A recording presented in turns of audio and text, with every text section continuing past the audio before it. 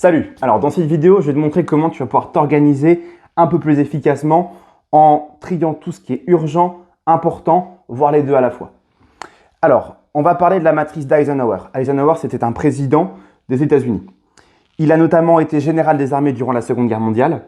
Il a planifié le débarquement en Normandie, le fameux. Il a été commandant suprême des forces européennes de 51 à 52 et du coup le 34e président des États-Unis où il a été élu 2 fois et la deuxième fois notamment haut la main.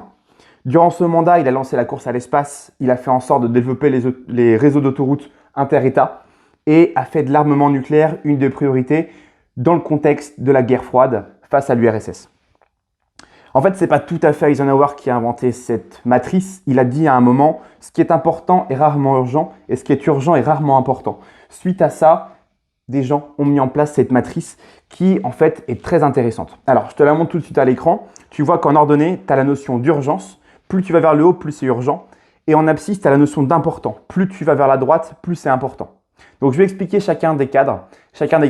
Alors, les tâches importantes et urgentes. Donc, ce sont les tâches qui doivent être faites maintenant. Priorité numéro 1. Typiquement, tu as un rendez-vous à 16 h pour faire un bilan sur un dossier à ton client. Sauf que Patrick devait te briefer, il ne l'a pas encore fait. Donc, Patrick, il faut qu'il vienne te briefer maintenant. C'est très important. Gérer le problème d'hébergement sur le site parce que là, pour l'instant, le site ne fonctionne pas bien. Il y a un problème. Les ventes ne se font pas. Donc, du coup, vous perdez de l'argent. Ça doit être fait maintenant. Ça ne peut pas attendre. D'accord? Alors, évoluer dans ce cadran-là, c'est très anxiogène. Donc, je vous conseille, à force d'être bien organisé, de faire en sorte de ne plus évoluer dans ce cadran-là et de mieux planifier vos tâches. Et justement, on y vient. C'est le cadran important mais non urgent. Les missions qui n'ont pas de deadline proche mais qui sont importantes pour l'évolution de votre entreprise, de vos projets. D'accord? Comme par exemple, se former sur les annonces Google. Tu sais que tu dois être plus visible par exemple sur les résultats de recherche de Google. Mais pour l'instant, ton référencement naturel ne fonctionne pas assez. Du coup, tu veux booster ça avec les petites annonces Google. Donc, tu sais qu'il faut te former à ça. Tu dois prévoir un appel pour le traiteur parce que tu sais que tu as un gala qui sera organisé et que tu vas accueillir des très grands clients. Tu as prévu par exemple d'aller au match de basket avec ton fils parce qu'il adore le basket, donc du coup tu y vas avec lui. Ou alors tu as Yves qui fête ses 50 ans, il faut lui faire un cadeau. D'accord?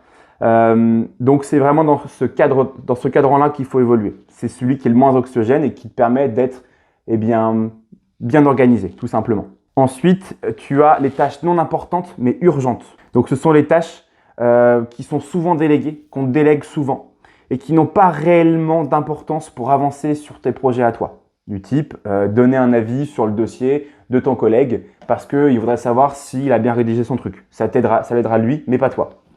Ça va être par exemple sortir les poubelles. C'est le truc à faire. C'est pas urgent, mais il faut le faire parce que sinon ça finit par le devenir et ça finit par puer dans la maison. Par exemple, rédiger un article de blog pour ton site. C'est pas forcément urgent, mais il faut en faire régulièrement pour avoir plus de visibilité.